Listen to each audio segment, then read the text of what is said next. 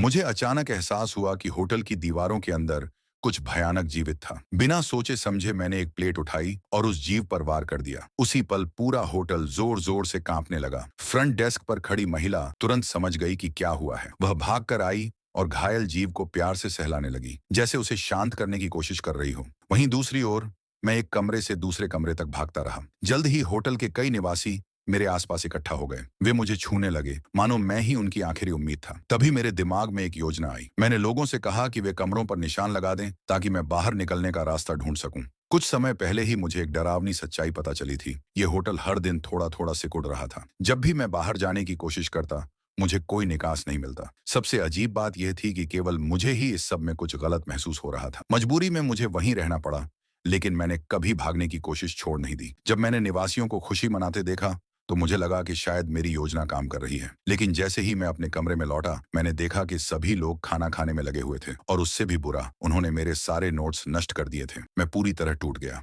मैंने सबको कमरे से बाहर निकाल दिया और निराश होकर बिस्तर पर गिर पड़ा। तभी मेरी नजर छत की लाइट पर गई, जो धीरे धीरे घूमने लगी थी। मैं तुरंत एक तरफ हट गया।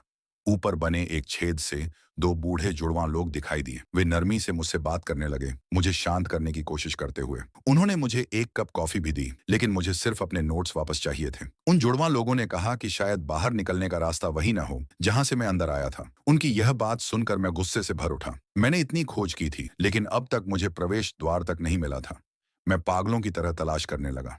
तभी मैंने एक अलमारी को धक्का दिया और उसके पीछे छिपा एक छेद दिखाई दिया। जुड़वां लोगों ने मुझे चेतावनी दी कि अंदर खतरा हो सकता है, लेकिन आजादी पाने के लिए मैं हर जोखिम उठाने को तैयार था। मैंने उन्हें भी साथ चलने को कहा, मगर उन्होंने उस जगह की आरामदायक दुनिया छोड़ने से इनकार कर दिया। इसलिए मैं अकेला ही उन मुलायम, गद्देदार दीवारों के बीच बनी सुरंग में घुस गया। सुरंग के आखिर में एक चमकता हुआ सफेद गोला था, मानो किसी गर्भ में पल रहा भ्रूण हो। उसकी पवित्र रोशनी देखकर मेरी आंखों में आंसू आ गए। मैंने धीरे से उस गोले को छुआ। तभी उसमें से एक छोटा, बेहद प्यारा ऑक्टोपस बाहर निकला। मैंने आंखें बंद करके उसे छुआ और उसकी धड़कनों को महसूस किया। लेकिन अचानक वह ऑक्टोपस दर्द से चीख उठा। सारे निवासी सुरंग में दौड़ पड़े। फ्रंट डेस्क वाली महिला भी रोते हुए अंदर आई और उसी क्षण मुझे लगा कि मैं आखिरकार समझ गया था कि वह ऑक्टोपस आखिर करना क्या चाहता था।